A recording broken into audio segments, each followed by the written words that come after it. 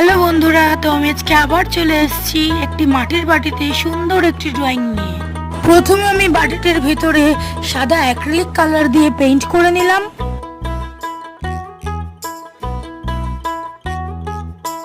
তারপর সাদা রংটি দেওয়ার পর সুন্দর করে তার উপর থেকে হলুদ রংটি দিয়ে দিলাম, তাতে কালারটা আরো ভালো ফোটে। তারপর আমি বাটিটির মধ্যে একটি সুন্দর বৃত্ত এঁকে নিলাম।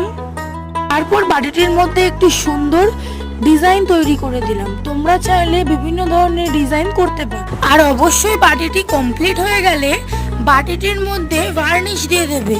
তাহলে তুমি যদি সেই বাটিটি কাউকে উপহার হিসাবে দাও, তাহলে সে সেই বাটিটিকে ব্যবহার করতে পারবে। তাহলে তোমরা দেখতেই পাচ্ছো আমার বাটিটি ডিজাইন করা অলমোস্ট কমপ্লিট। ডিজাইনটি কেমন হয়েছে অবশ্যই কমেন্ট করে জানাবে। এর মধ্যে এইটুকুই, আবার দেখা হবে।